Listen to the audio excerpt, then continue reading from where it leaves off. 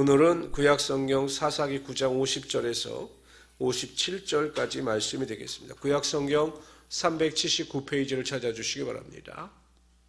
구약성경 379페이지 사사기 9장 50절에서 57절까지 말씀이 되겠습니다.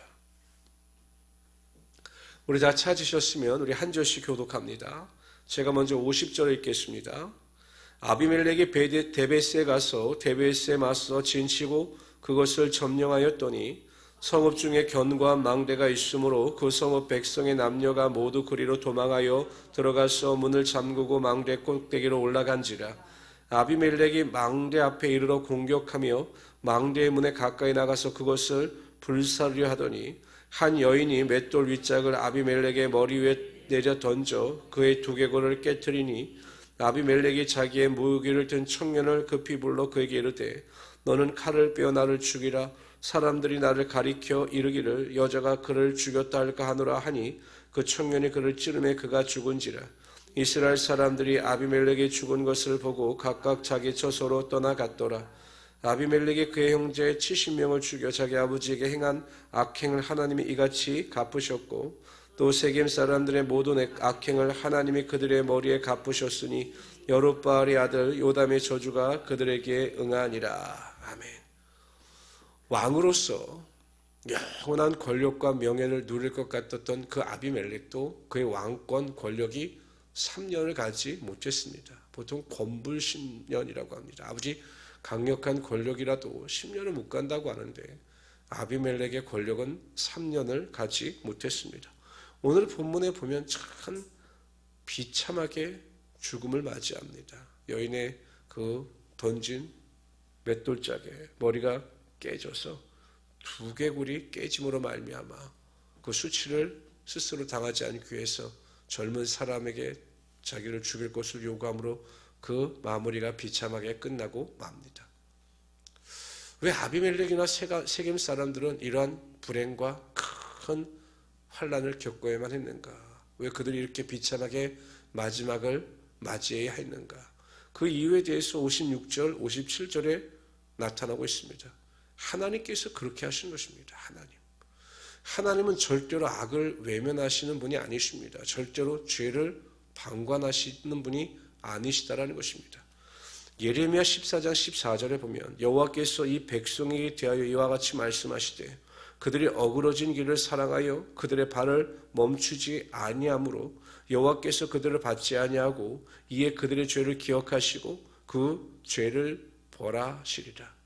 하나님은 반드시 그 죄를 기억하십니다. 그리고 때가 되면 그 죄에 대해서 벌하시고 그 죄에 대해서 심판하시는 것입니다. 그런데 안타깝죠. 왜 이들이 이러한 큰 불행을 당해야만 했는가? 왜 그들이 그렇게 큰 죄를 지어야만 했는가? 한 가지 이유밖에 없습니다. 바로 살아계신 하나님을 믿지 못했기 때문입니다. 악을 미워하고 거룩함을 사랑하시는 하나님, 그리고 하나님의 주권과 인도하심을 믿지 못했기 때문에 그들이 하나님의 면전 앞에서 그러한 끔찍한 죄를 범하고 말았던 것입니다. 사무엘의 어머니 한나의 기도가 사무엘상 2장 6절 8절에 보면 이렇게 나타나고 있습니다. 여호와는 죽이기도 하시고 살리기도 하시며 스올에 내리기도 하시고 거기에서 올리기도 하시는도다. 여호와는 가난하게도 하시고 부하게도 하시며 낮추기도 하시고 높이기도 하시는도다. 가난한 자를 진토에서 일으키시며 빈궁한 자를 거름더미에서 올리사 귀족들과 함께 앉게 하시며 영광의 자리를 차지하게 하시는도다. 땅의 기둥들은 여호와의 것이라 여호와께서 세계를 그것들 위에 세우셨도다. 인간의 모든 생사화복을 주관하시는 분은 바로 하나님이신 것입니다. 이 땅, 이 세상의 주인은 하나님이시고 하나님의 주권 아래 모든 개인의 생사화복이 이루어지게 되는 것입니다.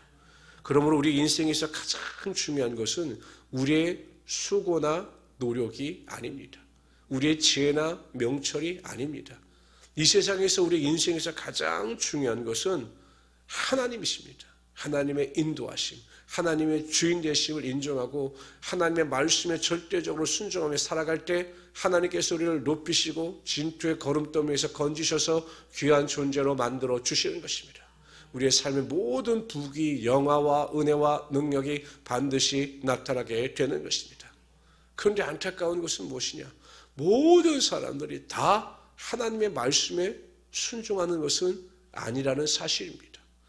누가복음 4장 27절에 보면 또 선지자 엘리사 때에 이스라엘에 많은 나병 환자가 있었을 때, 그러니까 엘리사 때에 많은 나병 환자들이 있었다는 것입니다.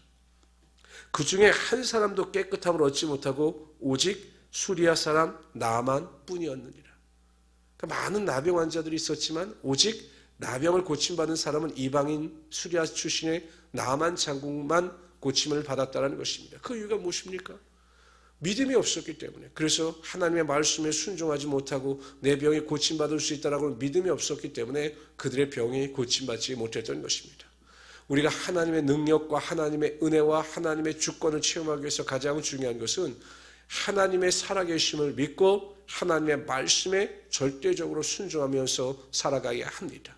그럴 때 하나님께서 우리의 인생을 책임져 주시고 우리의 삶의 심판이 아니라 칭찬과 영광이 나타나게 하여 주시는 것입니다. 하나님께서 주셔야 우리가 누릴 수 있고 하나님께서 우리를 높여 주셔야 우리가 높아질 수 있는 것입니다.